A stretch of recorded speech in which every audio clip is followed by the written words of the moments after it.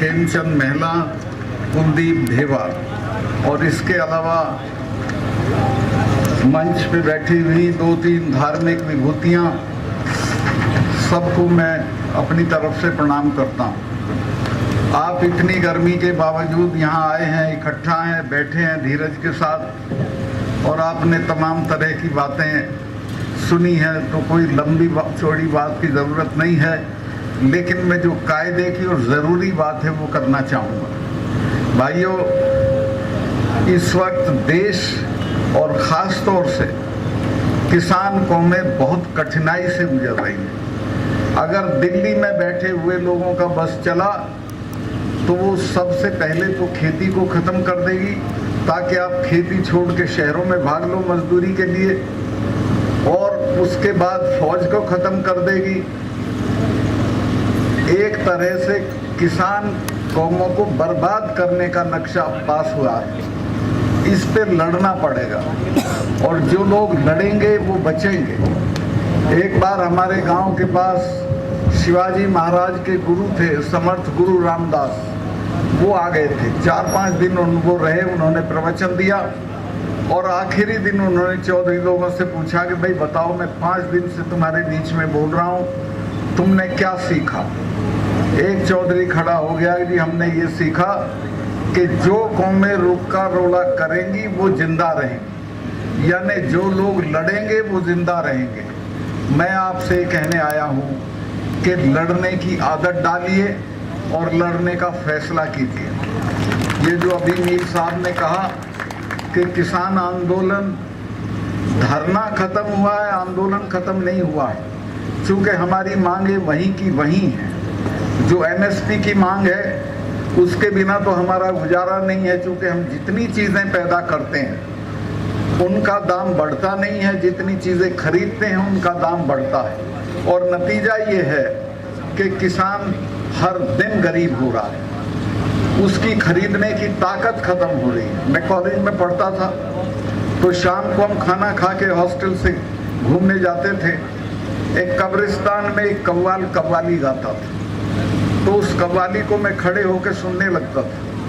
उसमें एक शेर गाता था जो मैंने समझा ये हमारे लिए गा रहा है। उसका था कि खंजर पे कोई छींट, ना कपड़ों पे कोई दाग, खंजर पे कोई छींट, ना कपड़ों पे कोई दाग, तू कत्ल करे है कि करामात करे है। ये सरकार भी उसी तरह। तो आपसे भी मैं कहना चाहता हूँ कि आप भी अब तो संगीने भी नहीं हैं। मैं अभी 4 दिन पहले हरियाणा की खापें आई थी, मुझे खापों के चौधरी वो करने आए थे, धन्यवाद। उनको कहीं से सुन गया था कि सीबीआई ने मुझे बुलाया है, तो मैंने उन्हें समझाया कि मुझे नहीं बुलाया, सीबीआई मेरे यहाँ आ रही है बात करने, और वो मेरी जांच नहीं कर रही है, बल्कि जो मैंने बताया था कि कहीं 150 करोड़ रुपए की रिश्वत ली जा रही थी, उसकी जांच करने आ रही है, उस सिलसिले में मुझसे बात करेगी। तो उन लोगों को ये पता चल गया, तो वो आए। मेरा घर 2 कमरे का है, वो भी किराए का। तो मैंने उनको एक पार्क में उनका खाना बनवाना शुरू कर दिया। तो प्रधानमंत्री के यहाँ से आदेश हुआ और पुलिस आ गई, और पुलिस ने कहा कि साहब यहाँ खाना नहीं बनेगा, ये पब्लिक प्लेस है, डीडीए की ज़मीन है। मैं कहा यहाँ नहीं बनेगा तो मेरा तो घर है नहीं, मैं तो थाने में ही बनेगा। फिर चलो भाई, तो हम थाने पे जा चढ़े और 2 घंटे के अंदर अंदर फिर आदेश बदल गया। फिर उन्होंने कहा हमने किसी को गिरफ्तार नहीं किया है, सब फ्री हैं, खाना खा के जा सकते हैं। वहीं खाना बना और खाया और चले आए। तो अगर अड़ जाओगे, अगर हिम्मत कर लोगे, तो कोई आपके सामने खड़ा नहीं रहेगा। कोई डरने की ज़रूरत नहीं है किसी से भी। आप अपना हौसला रखिए, एकता रखिए, जातियों का इकट्ठ रखिए, इसमें ये जात और वो जात मत करिए, तो आप कामयाब होंगे और आपको कोई नहीं रोक सकता। मैं बहुत लंबा हो गया, इसी के साथ मैं आपका आभार व्यक्त करता हूं कि इतनी गर्मी में भी आप आए। मुझे दिल्ली जाना है, कोई मीटिंग है शाम की, तो मैं अभी निकलूँगा और स्वामी जी महाराज के भजन से वंचित रहूँगा, उनसे माफ़ी मांग के जाऊँगा। बहुत बहुत धन्यवाद।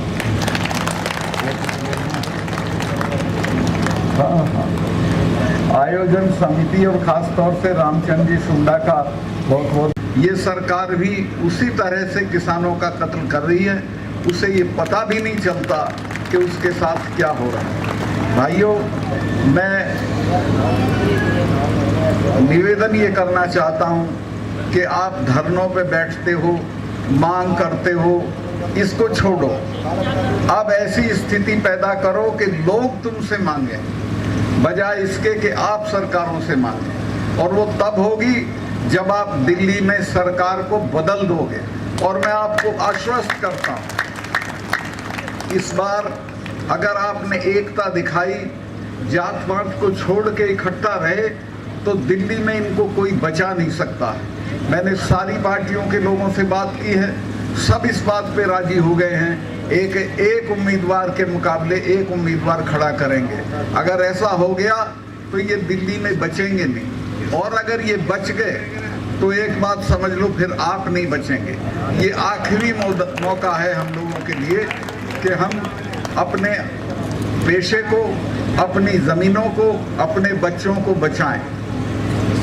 मैं बहुत लंबा भाषण नहीं देना चाहता, सिर्फ इतना कहना चाहता हूं कि देश बहुत गलत आदमी के हाथ में है। जब ये अभी मैं बोला था 4-6 दिन पहले, बड़ा शोर हो गया देश में, इन्होंने बड़ा तमाम तरह के लोग वो पालतू जो हैं वो लहका दिए मेरे ऊपर। मैंने ये बताया था, जो सच था उसी वक्त बताया था जब मैं ये था गवर्नर था, कि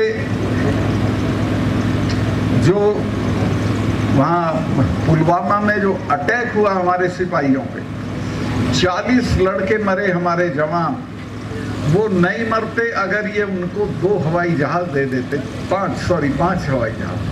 वो लड़के अगर मेरे से मांग लेती सीआरपी तो मैं 5 हवाई जहाज दे देता, लेकिन गृह मंत्रालय ने वो उनको हवाई जहाज नहीं दिए और वो सड़क के रास्ते चल दिए। उस सड़क के रास्ते में मैं गया जिस दिन ये दुर्घटना हुई, उसके बाद उसमें 10 किलोमीटर के एरिया में करीब 10 जगह सड़क आके मिलती है। उस पे एक जिप्सी भी खड़ी थी किसी को रोकने के लिए, कोई भी आ सकता था। तो वो आया, भरी हुई गाड़ी थी विस्फोटक की, और एक गाड़ी में मार दी और हमारे 40 जवान शहीद हो गए। ये कहीं अपनी शूटिंग करा रहे थे उसमें नेशनल कॉर्बेट पार्क में, यूपी में है वो, तो वहाँ टेलीफोन की सुविधा नहीं हो, इनकी शक्ल नहीं पहचानी जाएगी। ये जो आज इनका घमंड है ये सारा चूर चूर हो जाएगा। सब सहमत हो गए, सारी पार्टियां सहमत हो गई। मैं बहुत लंबा भाषण कर दिया, मैं इतना ही कहना चाहता हूं कि ये मौके रोज नहीं मिलते हैं। ये मौका भी फिर तो 5 साल को बाद जाएगी, और 5 साल में तो ये इतनी बर्बादी कर देगा कि आप अंदाज भी नहीं कर सकते। 5 साल में तो पता नहीं क्या क्या हो जाएगा। तो मैं काफ़ी आपका समय लिया, अभी मैं इतना ही हाँ, असली चीज़ तो मैं बोल ही नहीं रहा था, वो थी यहाँ के शहीदों की कुर्बानी। आपके जो 5 लोग शहीद हुए थे, वो अंग्रेज़ों की बंदूकों के सामने खड़े हो गए थे। जब उनकी औलाद हो तो इससे क्या डरने की ज़रूरत है, ये तो कोई चीज़ ही नहीं है। उनसे सीखो, उन्होंने अपना सब कुछ न्यौछावर कर दिया आपके लिए, और आज उनको हम अच्छा तो इसमें शंभू सिंह जी भूखर थे, तुलसाराम जी भूखर थे, टीकूराम जी, सिंह लगा दो अब इनके आगे, राम नहीं थे। चेता जी भूखर थे, आशाराम जी पिलानिया थे, चौधरी छोटू राम ने सीकर में एक महायज्ञ किया था। उसके बाद लोगों में चेतना आई थी, लोग खड़े हो गए थे, अपने नाम के सामने सिंह लिखने लगे थे, लेकिन सामंती ताकतों को वो गवारा नहीं था। इन 5 ने वो नाम भी लिखा, और लगान के मामले में ये संगीनों के सामने खड़े हो गए, मारे गए। इसलिए हम इनका आज जन्मदिन मना रहे हैं, और उसी दिन से सब मना रहे हैं, और आगे आने वाली पीढ़ी भी मनाती रहेगी, क्योंकि उन्होंने काम ही ऐसा किया था। तो आपसे भी मैं कहना चाहता हूँ कि आप भी, अब तो संगीने भी नहीं हैं। मैं अभी 4 दिन पहले हरियाणा की खापें आई थी, मुझे खापों के चौधरी वो करने आए थे, धन्यवाद। उनको कहीं से सुन गया था कि सीबीआई ने मुझे बुलाया है, तो मैंने उन्हें समझाया कि मुझे नहीं बुलाया, सीबीआई मेरे यहाँ आ रही है बात करने, और वो मेरी जांच नहीं कर रही है, बल्कि जो मैंने बताया था कि कहीं 150 करोड़ रुपए की रिश्वत ली जा रही थी, उसकी जांच करने आ रही है, उस सिलसिले में मुझसे बात करेगी। तो उन लोगों को ये पता चल गया, तो वो आए। मेरा घर 2 कमरे का है, वो भी किराए का। तो नमस्कार, मैं हूं मानक गुप्ता।